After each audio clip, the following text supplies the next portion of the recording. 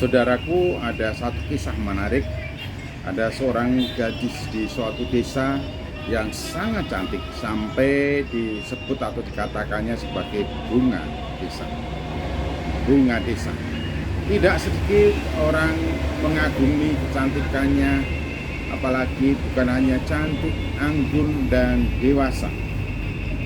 Banyak perjaka atau kaum pemuda yang datang meliriknya atau menginginkannya untuk menjadi pacarnya.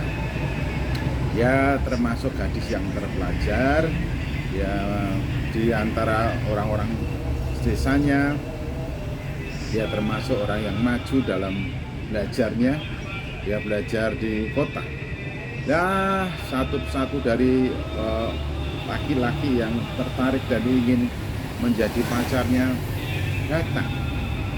Kemudian ada seorang yang mulai akrab dengan dia.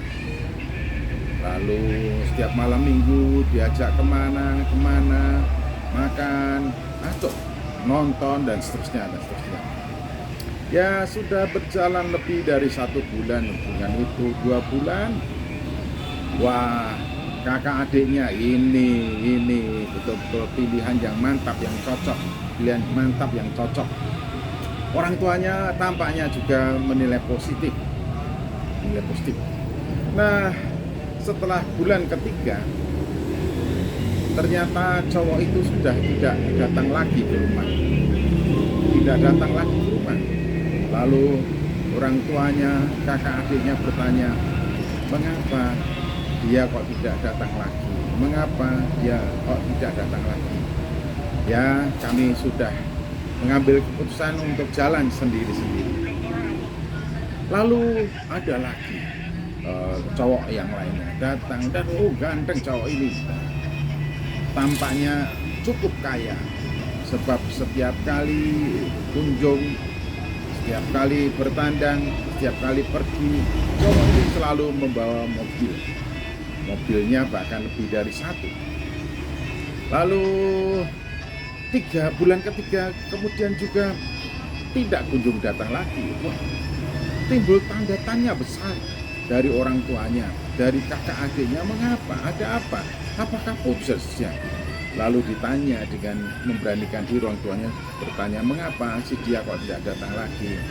Maaf papa, mama, kami sudah mengambil keputusan untuk jalan sendiri. Nah, terus banyak cowok yang datang silih berganti kepadanya, dan selalu saja anak perempuan gadis yang cantik bunga desa ini mengatakan, kami telah mengambil keputusan untuk jalan sendiri. Akhirnya setelah dia lulus kuliah dan dia bekerja, ketemulah dengan cowok yang sangat sederhana. Bulan ketiga, masih tetap ke situ. Bulan keempat masih ke situ. Orang tua kakak adiknya, ini biasa saja dari segi tampangnya, wajahnya tidak begitu, tapi memang dia sopan, bicaranya juga lembut, dan seterusnya. Tampaknya cowok ini juga anak baik-baik. Akhirnya setelah berjalan 2 tahun, gadis ini berkata kepada orang tuanya bahwa cowok saya akan datang ke sini bersama orang tuanya untuk melamar saya. Kapan? Kakak adiknya juga tanya, kapan? Ya, 1 bulan kemudian pada hari yang ditetapkan. Setelah lamaran, mereka merencanakan setengah tahun kemudian menikah. Apakah Bapak Ibu siap? Iya. Tapi Bapak Ibu mau tanya dulu. Kakak, iya kak, kami tanya. Bukankah cowok 1, 2, 3, 4, 5 itu orang-orang yang ganteng, yang luar biasa, atletis dan kaya di sana. Tapi ini yang kakak pilih ini kan tidak seperti yang dulu. Mengapa kak? Akhirnya kakak itu bercerita dengan terus terang. Adikku, kakakku, mengapa saya bulan ketiga kemudian memberanikan diri untuk memutus hubungan dan menentukan sikap untuk jalan sendiri. Iya ada apa kak? Iya ada apa adik? Ya ada apa nak?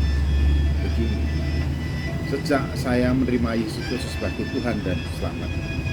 Bukankah ditegaskan sebagaimana pujian yang disampaikan oleh Paulus kepada Allah dalam nama Tuhan Yesus? Efesus pasal 1 ayat 3 dan 4. Terpujilah Allah dan Bapa Tuhan kita Yesus Kristus, yang dalam Kristus telah mengaruniakan kepada kita segala berkat rohani di dalam surga. Sebab di dalam Dia Allah telah memilih kita sebelum dunia dijadikan, supaya kita kudus dan tak bercacat di hadapan-Nya.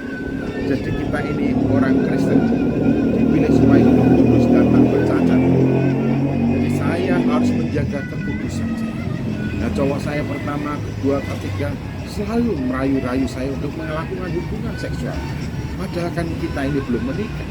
Kalau memaksa dan selalu merayu melakukan hubungan seks dengan saya, berarti mereka itu tidak mencintai saya.